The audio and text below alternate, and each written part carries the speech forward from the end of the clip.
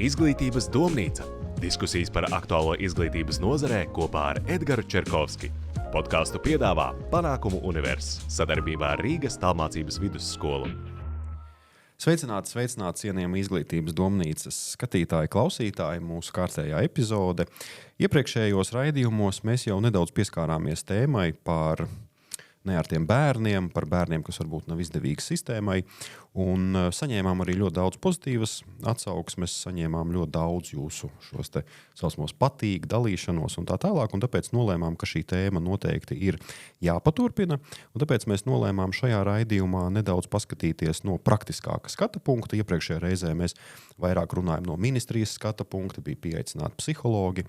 Tagad paskatīsimies, kā tad tas strādā īstenībā dzīvē, kādas ir niansītes, un mēs esam uzrunājuši Ilzi Dzeni, kas ir digitālās satura veidotāja, matemātikas skolotāja, 4 bērnu mamma, un man ļoti arī patika, ka pirms raidījuma Ilze pateica uzdod praktiskus, jēgpilnus jautājumus tā, lai varētu saprast. Ja? Tā kā tas, manuprāt, ir mūsu šīs sarunas galvenais vadmotīvs. Mēģināsim praktiski saprast, kur ir tā problēma, vai ne? Ilze, par jums arī sociālos tīklos ļoti daudz informācijas, ir ļoti aktīvi darbojaties izglītības jomā, veidot mācību materiālus, uzstājaties. Varbūt tad mūsu skatītājiem, klausītājiem īsumā pastāstiet par sevi. Jā. Es 15 gadu vecumā izveidoju savu pirmo domāšanas attīstīšanas uzdevumu krājumu, pateicoties manai brīnišķīgajai matemātikas skolotājai Guntai Dancei. Un es dabūju pirmo vietu Latvijā, un tāpēc es esmu jau kopš bērnības, varētu teikt, ar vienu kāju bijusi tajā, ka es veidoju mācību materiālus bērniem. Tad es aizgāju studēt uz fizikas un matemātikas fakultāti un pabeidzu tur, un tad viens pēc otru man pieteicās bērni. Un ļoti interesanti bija tas, ka es ievēroju, ka nav mācību materiālu vienkārši maziem bērniem, īpaši pirmsskolā. Un tad es vienkārši sāku veidot un sāku dalīties Facebookā ar šiem materiāliem. Un es biju pārsteigta, cik ļoti liela interese bija Latvijā par šiem materiāliem. Un tad vienkārši aizsākās visa tā mācību materiālu veidošana apmēram pirms 10 gadiem. Un tad es sapratu arī, ka ir jāveido arī interesantāks saturs, lai ne tikai mācību materiāli, tas, kas viņus interesē, bet arī viss par un ap izglītību. Un tāds arī ir tas mans stāsts. Aicinām vecākus 18. aprīlī uz bezmaksas konferenci. Vecāks jaunietis skola, kā veidot ekoloģisku trīsstūri. Būs iespēja dzirdēt vērtīgas lekcijas par jauniešu emocijām un to vajadzībām. Komunikācijas veidošanu gan digitālajā vidē, gan arī par to ietekmi. Norise no 9:00 līdz 12:00. Rīga plaza, 2. stāvā ēdināšanas zonā. Būs iespēja piedalīties arī atbalstītāju balvu izlozē. Pieteikšanās veicot reģistrāciju. Linku meklē Rīgas tālmācības vidusskolas sociālo tīklu kontos, Facebookā un Instagramā. Tiekamies! Par tiem mācību materiāliem jūs kaut kādai speciālai mērķa auditorijai vai kurām klasēm vai kā varbūt var sīkāk? Jā, teiksim tā. Man bija jāsagatavo savu vecākie bērni 2 priekš 1. klases. Un es ievēroju to, ka nav īsti foršu materiālu. Un tad es sāku veidot tieši saviem bērniem tos materiālus. Un tieši tad sāku dalīties ar 7 gadu vecu bērnu materiāliem. Un tad, kad man piedzima dvīnes, 4 gadus vēlāk, tajā brīdī es sāku veidot jau no 2 gadu vecuma materiālus, kā piemēram visādus kārtīšu materiālus, lai attīstītu runu vai tur domāšanas attīstīšanas uzdevumi, lai attīstītu vienkārši domāšanu. Es vienkārši izpētīju, kādas ir vadlīnijas valstī, kas bērnam būtu jāzina, uzsākot skolas gaitas, kas viņam būtu jāzina 5 gadu vecumā. Un izejot no tā, kāds ir sasniedzamais rezultāts, es sāku veidot šos materiālus. Ar to skolu 2030, kā tur viss iet kopā? Tas ir vienkārši skola 2030. Tas ir, teiksim tā, tas ir kā lai pasaka? Tieši skola 2030 vadlīnijas es nelasīju, bet es lasīju vispār globālu vadlīnijas. Es starp citu arī izpētīju Spānijas vadlīnijas, Francijas, Vācijas, Somijas. Es tajā laikā diezgan daudz paskatījos, kas tomēr būtu bērnam jāzina. Skola 2030, cik es pati zinu, ir aizgūts arī no tām pašām valstīm, arī no Amerikas. Nekas te jauns nav izgudrots. Tāpēc es nevaru teikt, ka es ļoti skatījos tieši, ko šeit viņi ir domājuši, bet vairāk, jo es arī nedaudz zinu pat franču valodu, tāpēc arī izejot no tā, es arī skatījos tos materiālus. Es tāpēc arī pajautāju, tāpēc, ka jūs teicāt, tie sasniedzamie rezultāti un īstenībā pēc viss tā, pēc to materiālu jēgas un būtības, un tas īstenībā iet kopā ar šo skolu 2030, tāpēc man likās arī tā pietiekami labi. Un man liekas, arī baigi forši ir tas, ka jūs īstenībā arī darat to, ko savulaik ministrija visu laiku aicināja. Nu, ja nav materiāli, izveidojiet paši. Tad Jā, un man šeit īstenībā ir komentārs. Labs piemērs. Zini, kā, lai izveidot materiālus, es pavisam godīgi varu pateikt, manā komandā strādāja 5 cilvēki. Jā. Es nebiju viena. Tāpēc dažu vietu manos materiālos ir kļūdas, jo visur, kur ir cilvēki, ir arī kļūdas. Bet mani pārsteidz ministrija tādā kontekstā, ka viņi vēlās, lai skolotājs ne tikai pasniedz vielu, bet arī, lai viņš veido materiālus. Un redzot to, cik man grūti nākas, kādās lapās es esmu meklējusi, kā es par katru uzdevumu esmu līmējusi uz papīra lapām, domājusi, kā labāk, lai sasniegtu to bērnu uztveri. Nu, un to prasīt no pedagoga vēl, tas taču ir vesels amats, tomēr maketēt. Es speciālās programmās, es maksāju licences par tām lietām. Tas nav tik vienkārši maketēt uzdevumus. Jā. Šis arī ir tas, ko mēs ik pa laikam arī paceļam šo jautājumu, jo tu ikdienā ar to strādā, veido tos materiālus. Ja?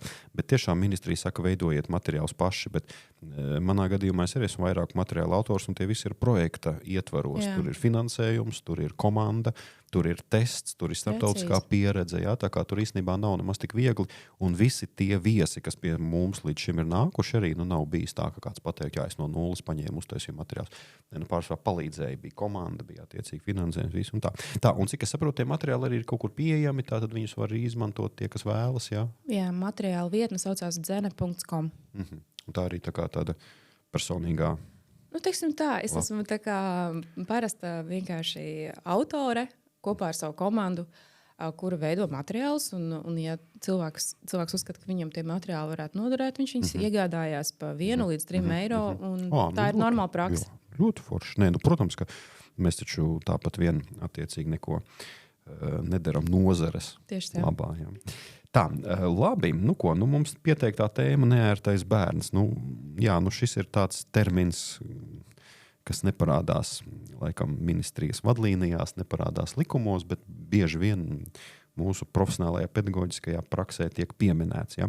Varbūt kā tu definētu, ko tu saproti ar šo terminu, jo šī tēma arī nāca vairāk no tevis, un telefona saruna arī bieži vien lika uzsvars uz šo te. Tad pastāsti, ko tad tu saproti ar šo terminu. Šis ir ļoti aktuāls jautājums šobrīd.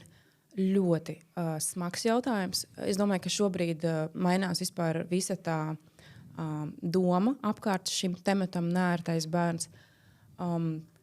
Iekļaujošā izglītība, tas ir ļoti smags temats, kur principā ir 2 atbildības. Ir vecākiem jāuzņemās atbildība vai skolai jāuzņemās atbildība par neērto bērnu. Šeit es īstenībā gribētu konkrētu piemēru pateikt no manas pieredzes. Tā situācija bija pirms 10 gadiem mana bērna klasē, kad es pirmo reizi saskāros ar vārdu iekļaujošā izglītība, tajā nozīmē, ko tā patiešām nozīmē. Klasē, 30 bērnu klasē, patiesībā 33 bērnu klasē, ja mēs esam pilnīgi precīzi, Rīgas centrā skolā tika iekļauts bērns, kuram ir tiešām visādas grūtības. Un es atceros, ka 1. septembra dienās šis bērns, viņš jau bija darījis pāri jau 28 bērniem. Un iedziļinoties tajā situācijā dziļāk, tu saproti to, ka šis bērns patiešām bija neērts. Skolotāja nebija informēta par to, ka šim bērnam ir kaut kādas problēmas, jo diagnozes ir aizliegts pateikt publiski, teiksim tā, lai nenoraktu, lai skolotāji paši nenoraktu šos bērnus, bet bērni apkārtējie bija cietuši, un skolas psihologs un skolas vadība šo situāciju gribēja norakt, lai viņi nekur neparādās publiski, un tad tas man tā, mēs vispār nerisinām problēmu pēc būtības, un rezultējās tas viss ar to, ka kaut kādā 5. 6. dienā 28 vecāku parakstīts iesniegums aizgāja pie direktora, kurā tika pateikts, šī bērna tiesības beidzās tajā brīdī, kur sākās pārējo bērnu tiesības. Un kāpēc mēs nerunājam par pārējo bērnu tiesībām? Kāpēc šī bērna vienas tiesības ir augstākas par pārējo bērnu? Bet šeit es arī gribētu nostāties tā bērna mātes pusē un pateikt, ka šī māma jau arī nezināja, ko darīt. Nav jau, valsts jau nav radījusi tādu vietu, kurā šis bērns justos labi. Teiksim tā, izslēgšana ir vieglākais, bet kurš šim bērnam iet tālāk? Varbūt tā praktiskāk paskatīsimies, kā tieši izpaužas šī neērtā uzvedība, kas tieši notiek. Notiek kaut kāds mobbings, bossings vai kādā veidā? Nebija tur vispār nekāda. Man šīs situācijas ir bijis daudzas, bet konkrēti par šo situāciju, par to klasisko, turpat nebija nekāds mobbings un bossings. Tam bērnam vienkārši bija pilnīgi... rītīgi grūti nosēdēt tajā solā un uztvert to, ko skolotājs saka, jo klasē 33 bērnu klasē ir milzīgs troksnis. Šim bērnam vienkārši tīri fizioloģiski tur bija grūti atrasties, un vecāks, viņš jau to savā ziņā apzinās, ka tam bērnam ir grūti, bet kāds tad viņam ir iespējas, ko darīt un vest? Jo interesanti bija tas, ka šajā skolā bija speciālā klasīte ar 10 bērniem. Bet skolas direktors nolēma šo speciālo klasi likvidēt. Kāpēc? Es to nezinu. Bet rezultātā šie 10 bērni tika sadalīti parastajās 33 bērnu klasēs. Kā ir mūsdienās šīs uzvedības grūtības? Tas kaut kāds izteiktāks nekā iepriekš, piemēram, tu minēji, tad, kad tu sāki strādāt par skolotāju, ir pagājis labs laiks. Kā tu varētu novērtēt šo te? Es domāju, ka tajos senajos laikos vispār bija pilnīgi savādāk. Viss bija tā, ka bija šīs te mazās lauku skolas, vai es negribu teikt lauka skolas, reģionālās skolas, jā, ka vecāki bija spiesti. Skolas direktori vienkārši pateica, jūsu bērns, viņam ir grūtības, viņš neiekļausies, tāpēc jūsu risinājums ir aizvest šo bērnu uz to mazo klasi, kurā ir 5 līdz 10 bērni, un nekādu problēmu nav. Bet šobrīd ir programma skolā, ko Izglītības un zinātnes ministrija bīda jau pēdējos 3 gadus. Tas nozīmē, ka reģionālās skolas, kuras nesavāks šo bērnu skaitu klasē, viņas nesaņems mērķu dotācijas no valsts. Un rezultātā šiem vecākiem nebūs, kur tos bērnus vest, un viņi tiks integrēti parastās skolās, parastās klasēs, kurā ir 20-25 bērni, iespējams pat 30 bērni.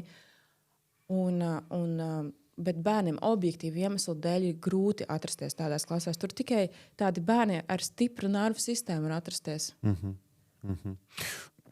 Labi, tas attiec par uzvedību. Kā ir bieži vien, kad runājam par neērtiem bērniem, bieži vien tiek pieminēts arī medicīniskās attiecīgās diagnozes, kāda šeit ir pieredze? Jā, arī šajos gadījumos, kas ir man bijuši personīgi, visur ir bijis medikamentoza. Bērniem ir izrakstīti medikamenti, bet vecāks kaut kādu iemeslu dēļ un arī objektīvi iemeslu dēļ nedod šos medikamentus, jo, piemēram, vienam no tiem bērniem bija problēmas ar sirdi. Un, protams, tie medikamenti ietekmēja tā bērna veselību, un viņi vecāki nolēma tomēr nedot tos medikamentus. Bet atkal mēs šodien nonākam pie jautājuma, tavas tiesības beidzas tur, kur sākas cita bērna tiesības. Un ja tu apdraudi apkārtējos bērnus, tad tas nav īsti korekti. Tas nav korekti, par to ir jārunā publiski. Par to ir jārunā publiski. Mēs šo bieži vien arī attiecībā arī varam attiecināt vispār uz sabiedrību kā tādu, ja mēs aizmirstam, ka bieži vien tur, kur ka šī demokrātija bieži vien tiek savādāk definēta. Mums liekas, ka demokrātija tā ir visatļautība, un tad kaut kādā brīdī mēs aizmirstam to, ka tur, kur beidzas tavas tiesības, attiecīgi jau tiek pārkāptas nākošās. Tā ir problēma. Bet tas ir ļoti labs piemērs tagad ir ar smēķēšanu, ar visu citu, ka tiek uzskatīts, ka ir atļauts. Tad es varu smēķēt, bet īstenībā neviens jau nepajautā, kā jūtas tie, kas ir blakus, spiesti un tā tālāk. Tā, kā ir šajā gadījumā, to ārstus pieminēji? Varbūt tu redzi kaut kādus trūkumus sistēmā, ko šeit vajadzētu. Tu teici, ka nevar izpaust attiecīgi tās diagnozes. Kāda ir tava pieredze un tavs viedoklis par šo te jomu? Es arī esmu digitālā satura veidotāja. Es lasu pieredzes no citiem vecākiem. Un tas, ko viņi raksta, ne no vecākiem, drīzāk no skolotājiem arī, ka iedomājies, ir psihiatri, kuri, es nezinu, vai viņiem tiek maksāts kukulis vai kā, bet viņi iedod nepareizas diagnozes. Man pat ir speciālai pedagogi, draudzenes speciālās pedagoģis, kur saka, es zinu konkrēti, kurš psihiatrs izraksta šīs nepareizās diagnozes. Un atkal, kāpēc tas tiek darīts? Tā iemesla dēļ, ka ir tajā reģionā nav skolu, kas uzņemtu šos bērnus ar 5-7 kodu vai 5-8. Respektīvi, ka skolas jau vairs neuzņem šos bērnus, un tāpēc viņi ir spiesti kaut kādā veidā pārkāpt noteikumus. Un ir otrādi, ir atkal pēdmedu komisijas, kuras arī nepareizes kodus iedod. Kas tie pa kodiem varbūt var bišķiņ paskaidrot? 5, 5 kods, 5, 6, 5, 7, 5, 8, 5, 9. Katram kodam ir kaut kāda nozīme. Sākot ar vieglu, garīgu atpalicību un beidzot ar smagu. 5, 5 ir valodas traucējums, 5, 6 mācīšanās traucējumi, 5, 7. Un tur sīkāk jau ir par viegliem un smagiem garīgas attīstības traucējumiem.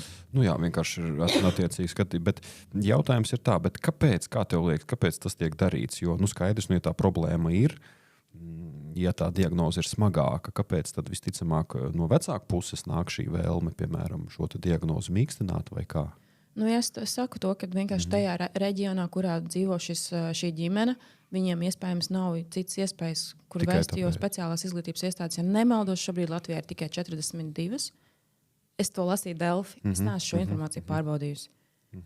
Un vienkārši fiziski tu nevari izvadāt, īpaši, ja ģimenē ir 5 bērni. Iedomājies, kā tev ir stunda. Es esmu lasījis komentāros, kad māte raksta, ka viņai ir stunda jāved bērns uz speciālo izglītības iestādi. Stundu dienā, tā kā vienā virzienā. Bet ja tev ir vēl 2, 3 un 4 bērns ģimenē, vai tas ir korekti pret šo ģimeni? Jā. Kā ir ar skolām? Skolas skolotāji, varbūt direktors ir bijusi tāda pieredze, ka mēģina slēpt vai attiecīgi neslēpt, drīzāk tā, ignorēt varbūt. Tas, ko es esmu novērojis no savām draudzenēm skolu direktoriem vai draugiem skolu direktoriem, ir tas, ka ja bērns nav agresīvs un viņam ir diezgan smagi garīgas attīstības traucējumi, ja viņš nav agresīvs, viņu var integrēt un viņam pat netaisa šo speciālo programmu vaļā. Tā problēma visa sākas, tā sistēma sāk brukt kopā tajā brīdī, ja šis bērns kļūst agresīvs pret sevi vai pret apkārtējiem. Tajā brīdī tā sistēma bruk kopā, ja skolu direktori nav spējuši atrast pedagogu palīgu telpā, kurš to bērnu var izvest ārā nomierināties. Uz speciālu telpu, kuras visbiežāk skolās nemaz nav. Jo skolas nav pirms 20, 30, 50 gadiem, kad viņas tika būvētas. Viņas netika būvētas priekš šādām situācijām, kad mēs iekļausim bērnus, kuriem ir grūtības tur atrasties, kuriem ir objektīvi grūti atrasties 30 bērnu klasēs. Kāds būtu piedāvājums šajā gadījumā? Kas būtu tagad uz doto mirkli tas pirmais, kas būtu jādara? Pieņemsim. Jā.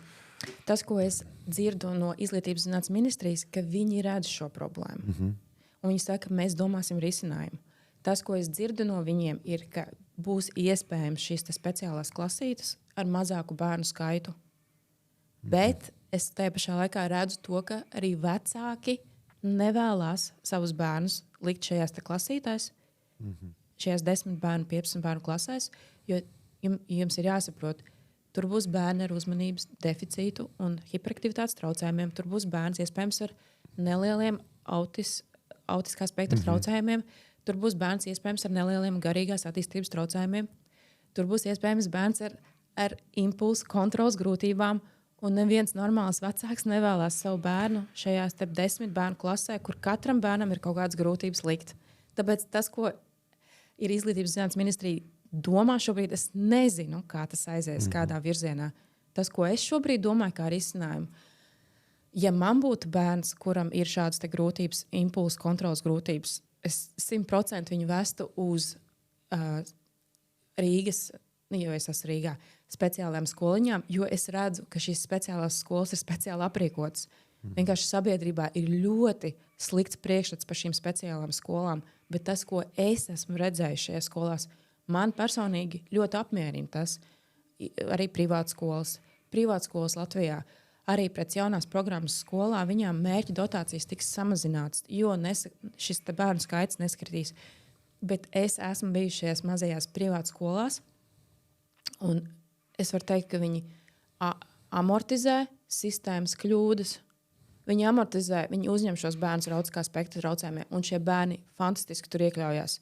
Protams, ir atkal bērni, daži, kuriem ir ļoti liels grūtības, kur ir tiešām agresīvi. Un ticiet man, katrā sabiedrībā ir kāds ļoti agresīvs bērns. Arī tiem viņi atsaka. Šīs privātās iestādes atsaka, bet tajā pašā laikā viņi diferencē uzdevumus bērniem, kuriem ir disleksija. Šie bērni sistēmā, parastajā valsts sistēmā vienkārši pazūd, kamēr privātu skolās viņi tiešām meklē risinājumus. Es to esmu novērojis pati ar savām acīm, tāpēc, ja man būtu bērnam, kuram ir reāli objektīvi iemesli dēļ grūtības, es vestu vai nu uz mazu privātu skolu, kur man līdzfinansējums būtu bijis jāmaksā ap 300 eiro, vai nu arī meklēt kādu speciālāku skoliņu Rīgas centrā. Nu jā, redz, tu esi šajā jomā, var teikt, speciālists, eksperts, bet ko darīt, piemēram, ja vecāki noliedz attiecīgi šo diagnozi un saka, nē, tā ir skolas problēma, tā ir skolotājas problēma, mūsu bērns vienkārši ir bišķiņ aktīvāks un skolotāji nevar tikt galā. Un tad var gadīties, ka cieši visa klase. Ko darīt šādā situācijā? Redziet, tas ir tieši tas ozolnieku gadījums, kas šobrīd ir ļoti sabiedrībā aktualizējis šo jautājumu. Bērns klasē, vai viņš tika integrēts vai netika, vai viņam bija asistents vai nebija, vai bija skolotāji palīgi vai nebija. To mēs īsti nezinām. Bet mēs zinām to, ka vakardien Latvijas televīzija ir uztaisījusi sižetu par to, kas tad notiek tālāk. Un tur ir 20 cilvēki no 11 dažādām institūcijām ir sanākuši Jelgavas domē un tagad domā, ko darīt ar šo bērnu, ko darīt ar šiem vecākiem, vai viņi ir pildījuši savus pienākumus vai nav tomēr. Varbūt var sīkāk priekš tiem skatītājiem, klausītājiem, kas nezina, kas ir ozolnieku gadījums, bet es domāju, ka tas būs ļoti labs case turpmākajai sarunai. Respektīvi, pirms kādām 3 nedēļām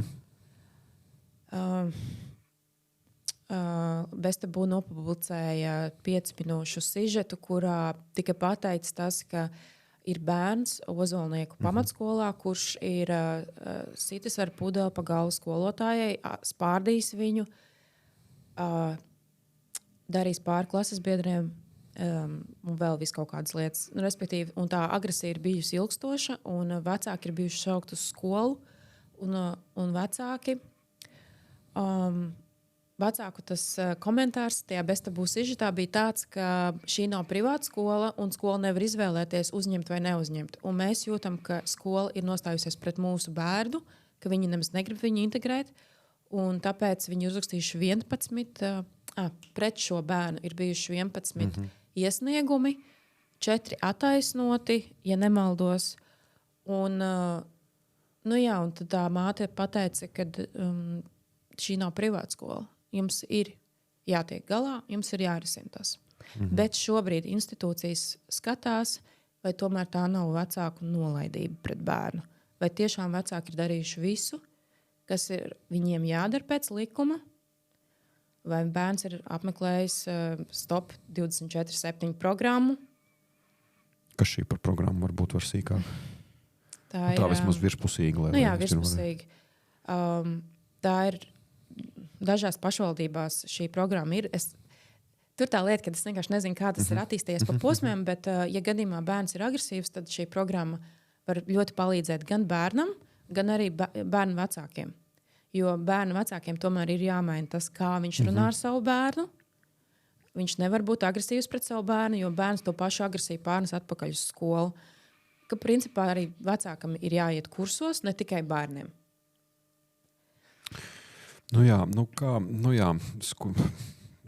Man tā diezgan īstenībā visas šīs situācijas, kuras arī tika pieminētas, man viņas liekas diezgan tādas šokējošas, jo mēs bieži vien par to nerunājam, un varbūt īstenībā, ja Bestabū šo nebūtu aizsācis, kā tu pieminēji, varbūt mēs nemaz arī neuzzinātu, un mēs jau nezinām, kā tas viss attīstās arī attiecīgi citās skolās. Bet kā ir, piemēram, kā tas viss sākās? Varbūt tev ir kaut kāda pieredze, ko skolotāji saka, kādi ir tie vislielākie trūkumi, kā parasti izpaužās šis klases darbs, kā reaģē vecāki, kā reaģē kolēģi. Jo ir dzirdēts, piemēram, ka bija gadījums, ka tātad skolotāji, kas ir bišķiņ pieredzējušāki, jauniem skolotājiem pasaka, neuztraucies, gan jau pats pāries, bet tā uzvedība viņa nepāries visticamāk pati no sevis. Kā tas mikroklimats veidojas?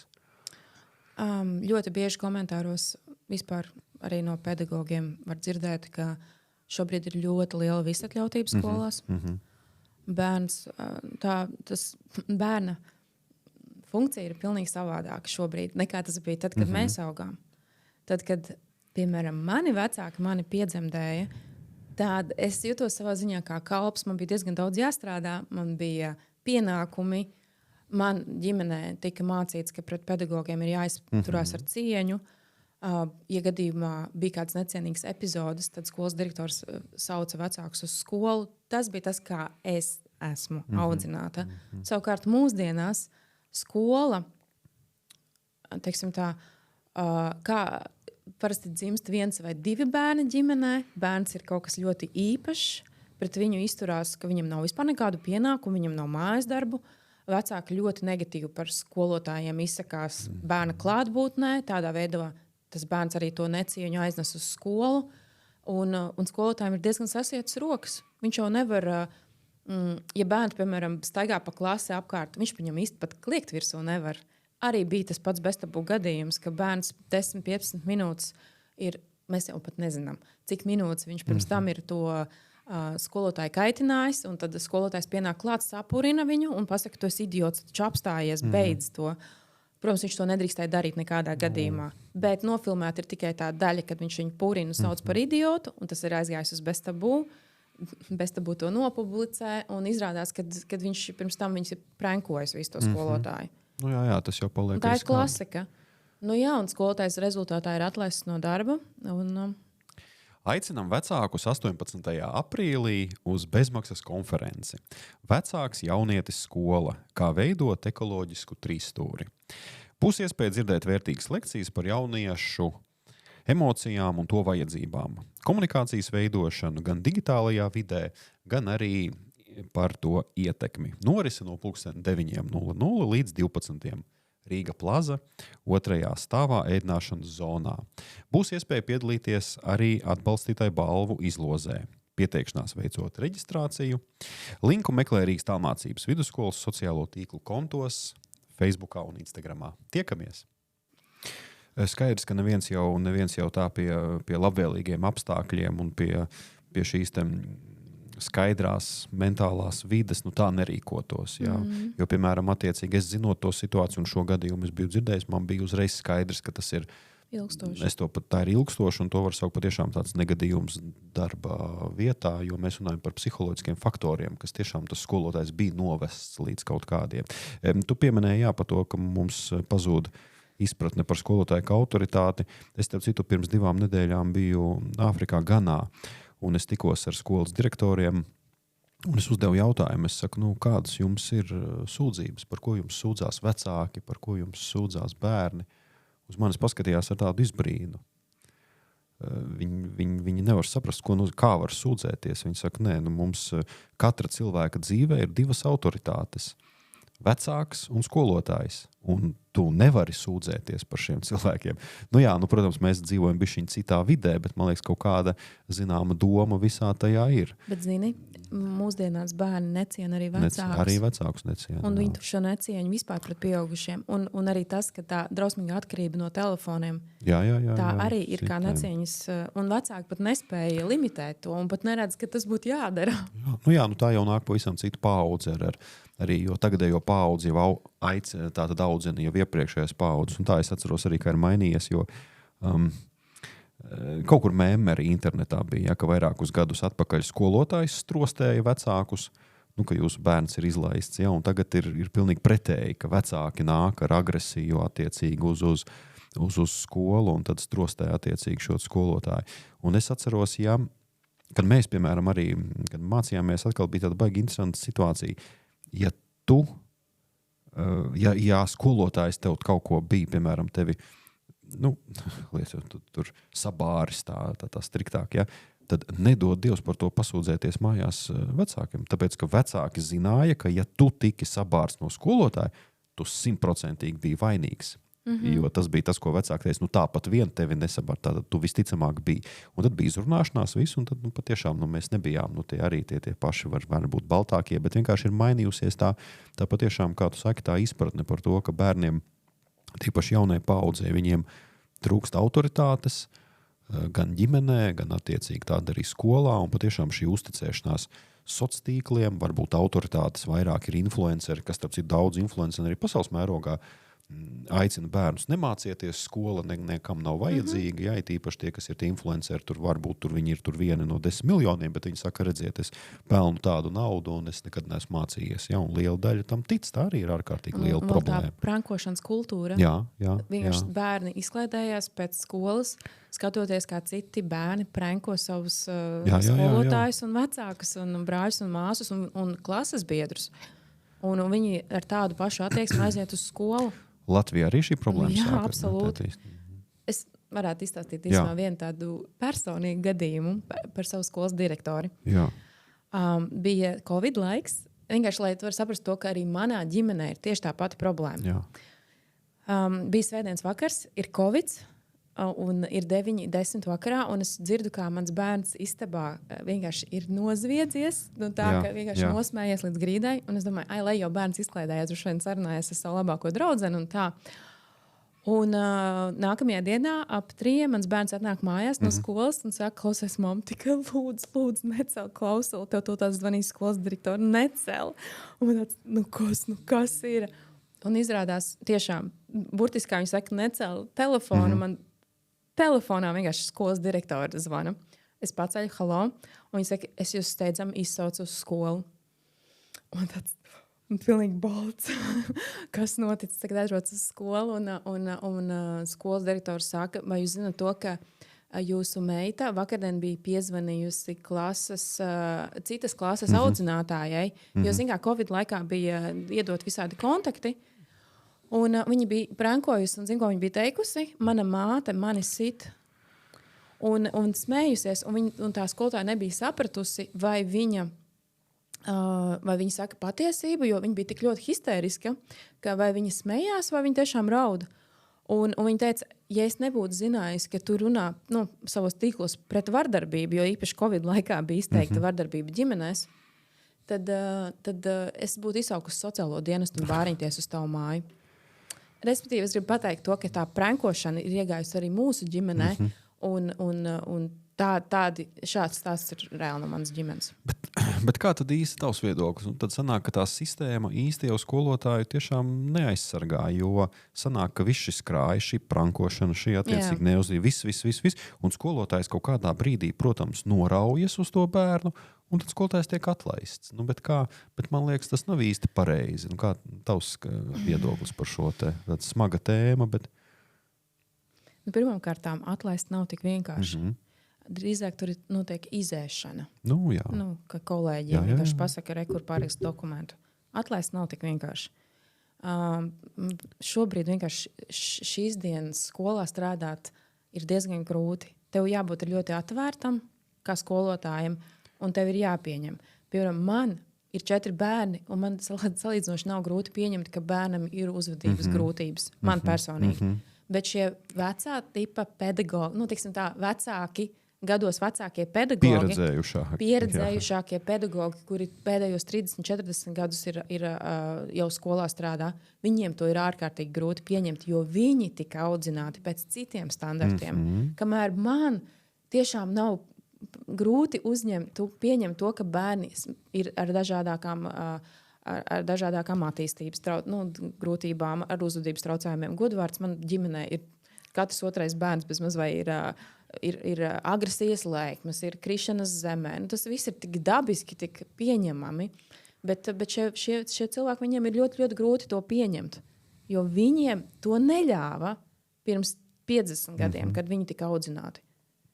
Un savā ziņā tev šobrīd ir jābūt ļoti, ļoti pieņemošam, jo, ja tu arī pieņemt, ka tas puika pranko, to konkrēto gadījumu, ar tas, kas bija tajā bez tabū, tu vienkārši pieņem, ka tā ir tā paudze, un tu mēģinātu savādāk ar to runāt. Tu nekādā gadījumā neiet klāt, viņu nepurinātu un neteikt, tu esi idiots, jo, piedod, bet tas nav pedagoģiski. Jā, tas ir ļoti līdzīgi. To vēl kopā ar ārstiem. Protams, mēs sakam, ka ārsti ir pārguruši un viss, bet ja ārsti pieļauj ļoti nopietnu kļūdu, kura rezultātā pacients iet bojā, tad, protams, ka šajā gadījumā šis ir tāds diezgan labs piemērs, ka tā psiholoģiskā slodze viņa ir, bet tev kaut kādā brīdī ir jāmāk. Jā, un es arī teiktu tā, ka ir jāiet tomēr pie skolas direktora un jāsaka laicīgi, ka ir problēmas, jo tas ir likumā noteikts, ka tev ir jāziņo. Ja klasē kāds pret kādu izturās vardarbīgi, ir jāziņo par to.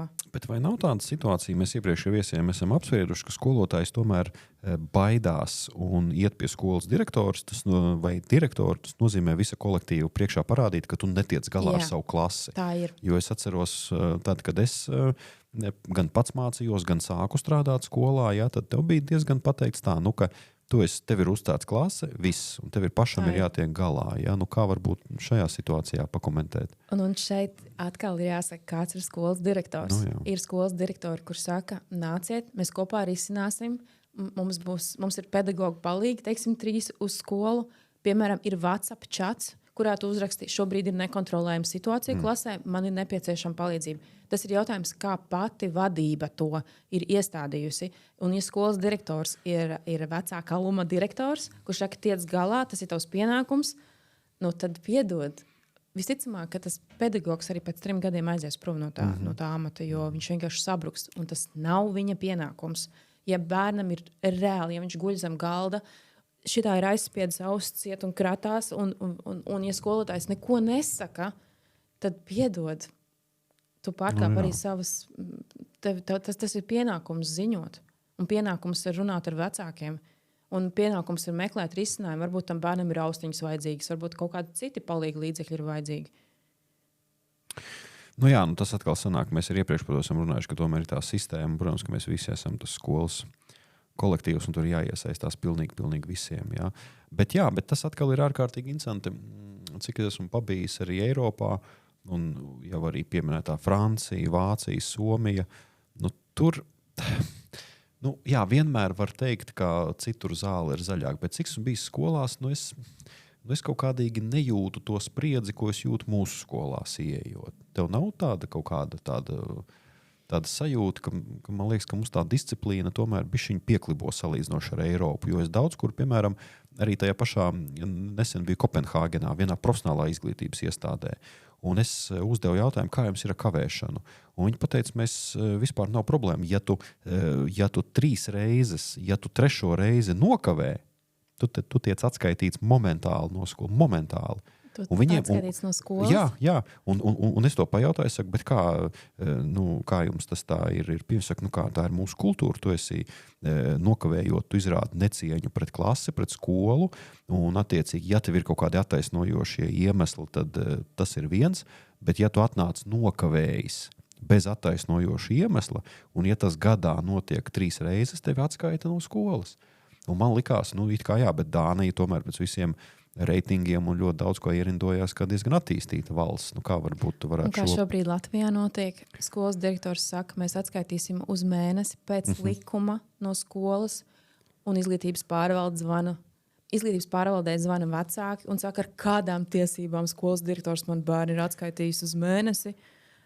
Un izglītības pārvalde zvana skolas direktoram un saka, nekādā gadījumā tu nedrīkst tā darīt. Un tad man tāds radies ir priekšstats, ka tā birokrātija, tie birokrātiskie ierēģiņi, kur vispār neko nesaprot, kas notiek skolas vidē, viņi vienkārši iesaistās un netiek risināta situācija pēc būtības, bet vecākiem ir tiesības šīm 11 dažādām organizācijām pasūdzēties, ko viņi arī dara. Un rezultāts arī ir. Viņi zvana atpakaļ skolas direktoram un saka, Nē, bērnam ir jāturpina mācības.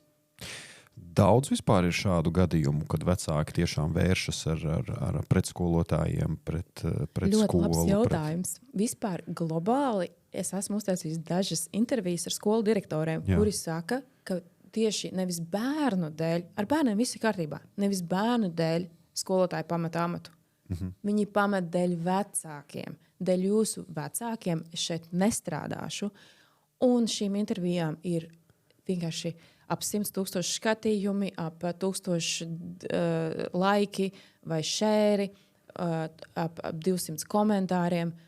Tātad, ja tas ir, ja rezonē, tad rezonē. Tad es teiktu tā, šie gadījumi ir daudz. Bet, ja tu skaties no tā aspekta, vai bērnu aizsardzību centrs, vai IKVD, Izglītības kvalitātes valsts dienests, vai šīs iestādes ir publicējušas datus, nav. Un jautājums ir, kāpēc viņas nav. Uzaicinu uz interviju un pajautā, kāpēc jūs nepublicējat datus, cik bieži vecāki sūdzās šīm te ārējām ierēdniecībām, birokrātiskajām ierēdniecībām, cik mēs nezinām. Bet pēc maniem datiem es teiktu daudz. Nu jā, agrāk attiecīgi arī tās sūdzības parasti bija iekšējas lokālās tur skolas direktoram. Jā, tagad uzreiz momentāli tas tiek arī iziet tālāk. Kā ir ar šīm te sūdzībām, varbūt sūdzībām neapmierināt sociālos tīklos, šajās te WhatsApp grupās, kāda tur ir situācija? Gudri skolotāji jau 1. septembrī pasaka, ka nekādi WhatsAppi nebūs. Un tas ir vienkārši nebūs un viss. Ļoti labi. Es atbalstu šo pieeju. Savukārt skolotāji, kuriem ir zema pašapziņa, viņi nezina, kāpēc ļauj to visu. Mana pieredze, es esmu pieredzējis, ko nozīmē, kā linčo skolotāju WhatsAppā. Es to esmu redzējis man liekas, savām acīm. Tas WhatsApp grupas ar tādu mērķi arī ir. Jā, kā linčo bērnus. Jo man liekas, ka tajās WhatsApp grupās visi vecāki pēkšņi kļūst par pedagogiem un zina, kā pareizi mācīt. Jā. Bet kāds bija tas jautājums? Par sociāliem, kā notiek. Arī ir bijis. Un šeit es esmu intervējusi tiesības sardzi Karīnu Palkovu, un viņa teica, ja gadījumā sociālos pret pedagogu vēršās vecāki, sociālos publiski, tad rakstiet administratīvo lietu, pašvaldībā iesniedziet, jo tas ir goda un cieņas aizskaršana. Un mums tas ir noticis arī manā tajā saucamajā rajonā, kurā es dzīvoju, patiešām tā arī notiek. Jā, bet redzi, es par šo bieži vien esmu runājis. Skolotājs, piemēram, viņš tiek nofotografēts, varbūt par viņu paņirgājis un tiek izlikts sociālos tīklos. Ja? Kāda būs tā realitāte? Pateiks, izņem ārā, bērns paņems, izņems, viss ar to beidzās. Bet, cik skolotājs jutīsies šajā gadījumā atkal pazemots? Pazemots, jā. Izņems un izņems viss.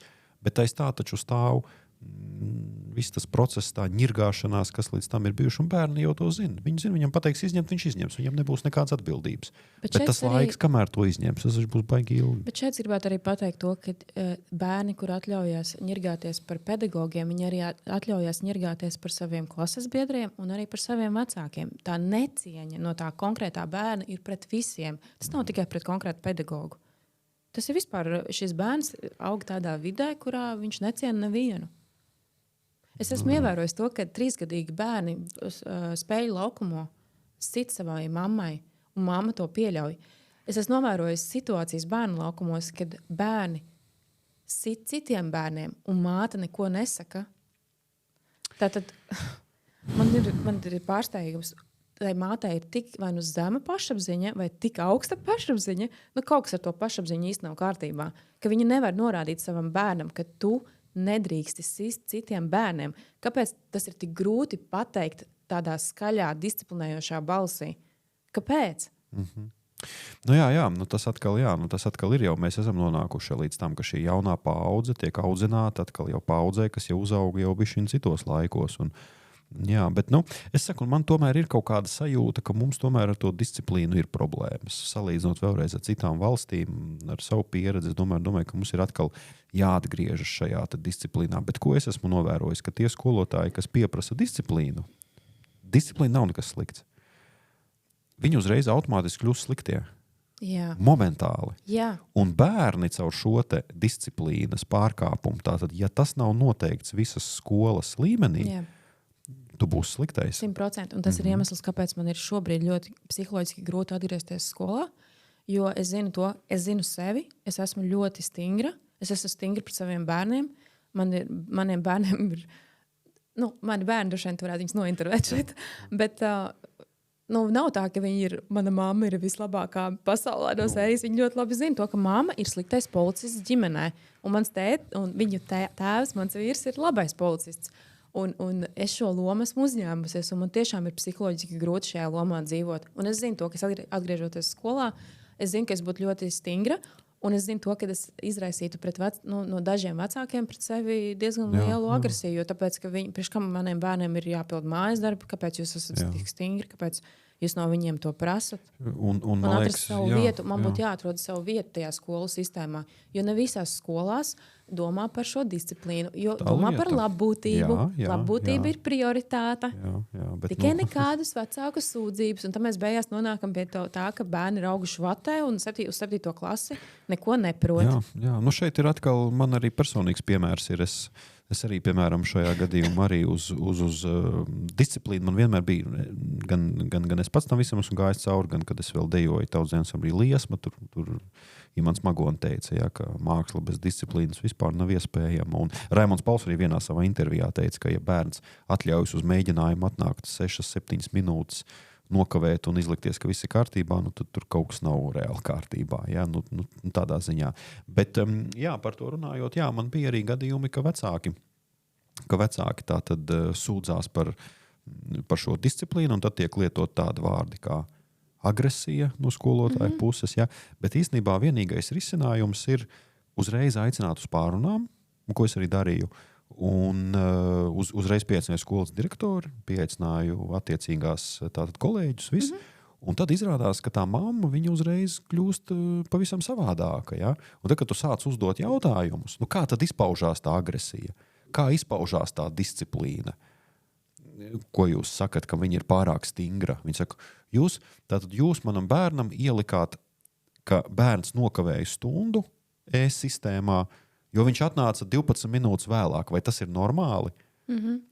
Es saku, bet jūs padomājiet, kas būs, ja mēs tagad atļausim katram. Un tad, kad tu sāc runāt, beigās tā mamma saprot, nu jā, ka viņi ir attiecīgi kļūdījusies. Man liekas, ka varbūt tiešām ir jādomā par to, ka ir vajadzīgs skolas atbalsts, bet arī pedagogam tas ir tomēr liela emocionāla atkal slodze. Tev to vecāku pārliecināt, ar viņu runāt atkal. Un daudz izvēlas labi, lai ir. Lai saka, daudz nemaz neizvēlas. Man liekas, tā arī ir ārkārtīgi problēma. Bet es arī novēroju, ka skolas, tur, kur iet tā kā komanda, tad arī tur panāk risinājumu. Bet tur tās skolas, kur tā kā skolotājs vienīgais runā un pārējie visi klusē. Un nevar saprast, kurā pusē tā skolas vadība ir nostājusies. Jā, tāpēc, ka tādi gadījumi tad tu arī dod signālu. Un es lasīju dažu arī pedagogu komentārus, ka tajā brīdī, kad skola nostājās tā vecāka pusē, piemēram, par tām 12 kavētām minūtēm, tā ir diena, kad es uzrakstu atlūgumu un eju prom no skolas. Viss. Jo jūs nenostājāties manā pusē kā skolas vadība.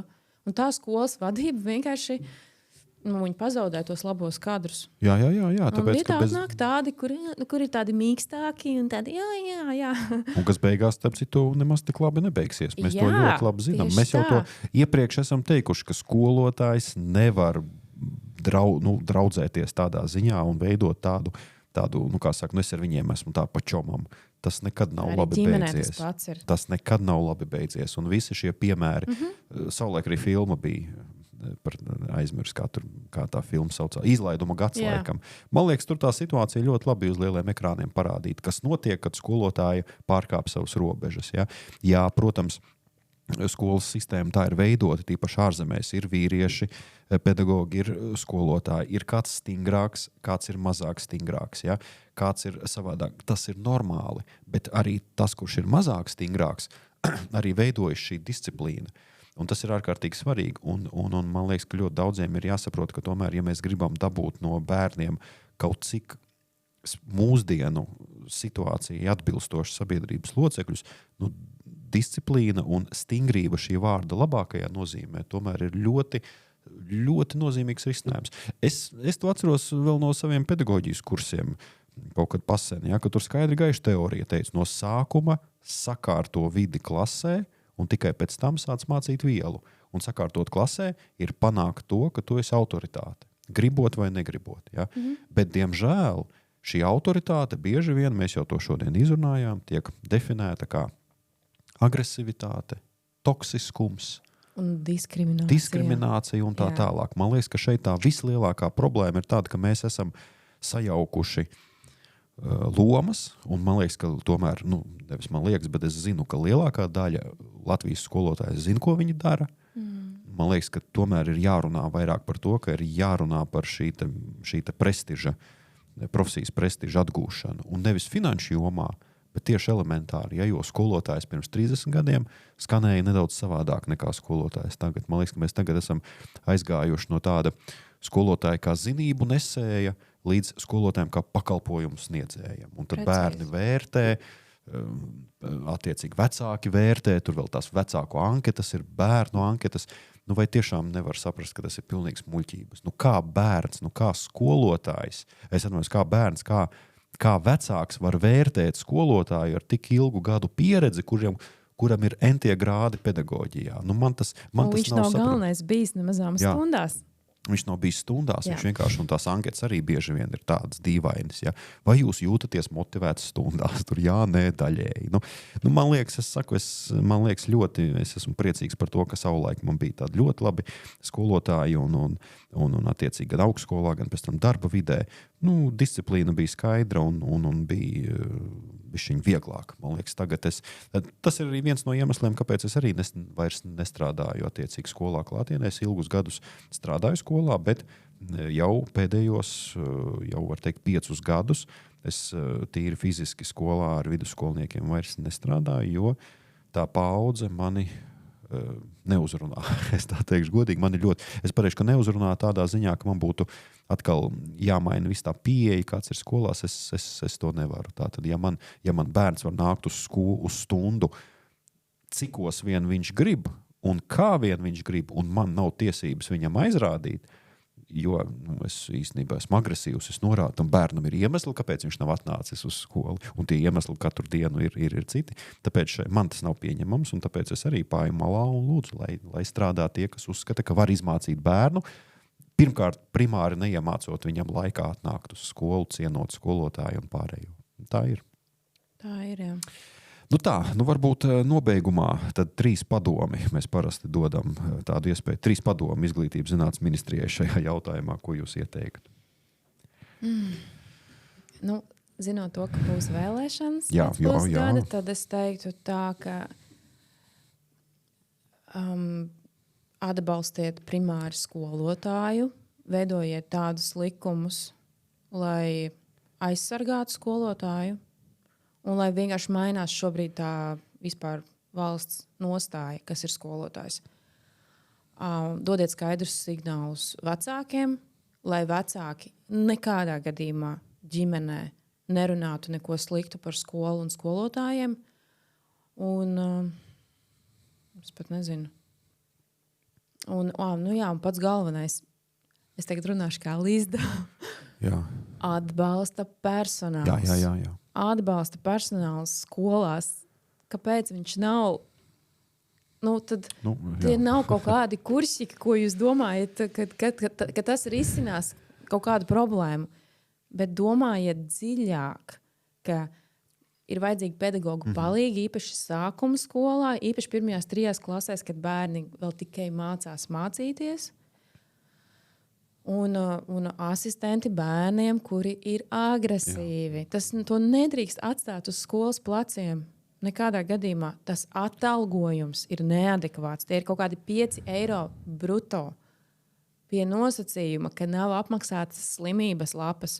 Un, ja gadījumā bērns slimo, netiek maksāts tam asistentam. Tad Izglītības zinātnes ministrijai pastrādāt šos noteikumus. Es domāju, ka ļoti labi. Paldies liels. Un es domāju, ka arī mūsu skatītāji, klausītāji, tiešām mūsu šī raidījuma saturs vairāk veidojās par tādiem šokējošiem tādiem jautājumiem, par kuriem bieži vien nerunā. Un īstenībā jau arī pašās beigās, īstenībā tā atslēga, tā veiksmes atslēga, viņa īstenībā ir tajās elementārās cieņas vērtībās, Tas ir tas galvenais. Kā to panākt? Diezgan tas ir izaicinoši pie sociālā tīkla un tā, bet man liekas, ka arī ļoti pareizi ir teikts, un tas jau iepriekš izskanēja, ka viss sākas ģimenē, un vecāki bieži vien šo te savu funkcijas neizpildi jau vēlākajos gados mēģina nobīdīt uz skolu, uz pašvaldību, uz valsti, uz sistēmu, uz visu, bet īstenībā tā ir tā viņu neizdarība. Ja? Man liekas, arī bija kaut kur šodien sarunā, tu pieminēji, ka vajag paskatīties, vai vecāki vispār pilda savus pienākumus. Bet arī šeit gribētu pateikt, ka valstiskā līmenī būtu jāvienojās un jāsaprot, ka vai tā sūdzēšanās, vecāku sūdzēšanās šīm te birokrātiskajām, ārējām institūcijām kaut ko vispār risina. Vai vispār dod? Kāpēc jūs vispār neatstājat autonomiski skolai atrisināt to problēmu? ir kaut kādas ārējas institūcijas, kuras neko nespēja risināt, tikai ko mēs sanākam kopā pie galda, lai parunātu tieši kā Ozolnai gadījumā. Un lai nonāktu pie kāda secinājuma, pilnīgi nekāda. Skaidrs, ka, sūdzībām tātad, protams, ir pamatotās sūdzības. 100%. Skaidrs, ka 100%. ir lamāšanās, fiziskā ietekmēšana, seksuālā varbūt tā tālāk. Tas viss ir cits. Bet man ir ļoti liela pieredze, ka tās sūdzības pārsvarā ir bijušas. Man arī bijis gadījums vienai kolēģei, uzrakstīja sūdzību, jo skolotāja palūdza bērnam stundas laikā aizvērt logu. Sūdzība. Tas pats arī sūdzība par tām 12 minūtēm, ka nokavē, ka šādas apmelošanas un ar ko beidzās, ne ar ko. Ja mums būtu kaut kādi precedenti sabiedrībā, ka tas beidzās ar reālu naudas sodu, tu nedrīksti apmelot pedagogu nepamatoti. Ja tu to izdari un tur atnāk un pārbaudi, ka tas ir tāda nepamatota sūdzība, tad lūdzu maksā naudu par to. Bet starp citu arī vēršanās policijā, jo man viens paziņa strādāja arī Covid laikā, tieši viņš ir policijā, un skolotāji ļoti daudz vērsās tiešām par to, ka tātad bērni lamājās online, un skolotāji patiešām vinnēja, jo policija, viņi tērē milzumu lielos resursus, viņi visu attiecīgi tātad pārbauda, bet tas aizņem laiku, bet beigās, ja ir pierādījums, skolotājs vinnē, jo bieži vien ir teiksim, bērni tiešām apsaukā lieto necenzētus vārdus, un skolotājs to ignorē, jo domā, nekas jau nav. Nē. Nav tā. Policijā var rakstīt un vērsties, un ir skolotājiem jāizstāv savas tiesības, un skaidrs arī tas, ka mūsdienu skolotājiem ir jābūt arī ļoti, ļoti gudram, zinot, kuras robežas tiek aizskartas. Un uz tiem bērniem laikam nevajag tā tulītās es tev parādīšu, ka es esmu gudrāks. Nē, vienkārši tas ir darba pienākums. Ja vajag, tad rakstam policijai, ja vajag, rakstam pašvaldībai, ja tas ir vajadzīgs. Ja galu galā mēs neskapēc. Es nekad neesmu redzējis nevienu beztabū sižetu, kur skolotājs būtu vērsies. Pārsvarā tikai vecāki vai bērni. Jā. Bet skolotāji varētu vērsties, es domāju, 4. studija vai attiecīgi pameklēsim, varbūt tāds gadījums atradīsies. Varbūt pameklēsim, bet lūdzu, tie, kas mūs klausās, vērsieties pie beztabū, skolotājiem arī ir tiesības, ko aizstāvēt. Vai ne? Es ļoti liela interesi noskatītos to sižetu. Es domāju arī, un īstenībā, ja mēs sāktu, ja skolotāji sāktu rakstīt sūdzības par vecākiem un skolotājiem, kas tur par vecākiem. Par vecākiem vēl jau vairāk. Par vecākiem un skolas vadību. Tas būs vispār interesanti. Tad tur vai sistēma sakārtosies vai vispār sabruks. Labi, paldies liels, Ilze. Lai veicas un lai patiešām, lai tev izdodas to stingrību, kas ir labi, mēs jau to noskaidrojām un disciplīna klasē ir svarīgākais, lai tas viss izdodas. Un paldies. Un paldies arī cienījamie skatītāji, klausītāji. Mēs turpināsim strādāt un radīt priekš jums jaunu saturu, runājot par aktualitātēm mūsu pedagoģijas jomā. Paldies liels. Paldies visiem pedagogiem un paldies par interesanto sarunu. Jā, paldies. Aicinām vecākus 18. aprīlī uz bezmaksas konferenci. Vecāks jaunietis skola, kā veidot ekoloģisku trīsstūri. Būs iespēja dzirdēt vērtīgas lekcijas par jauniešu emocijām un to vajadzībām. Komunikācijas veidošanu gan digitālajā vidē, gan arī par to ietekmi. Norisi no 9:00 līdz 12:00. Rīga Plaza, 2. stāvā ēdināšanas zonā. Būs iespēja piedalīties arī atbalstītāju balvu izlozē. Pieteikšanās veicot reģistrāciju. Linku meklē Rīgas Tālmācības vidusskolas sociālo tīklu kontos, Facebookā un Instagramā. Tiekamies!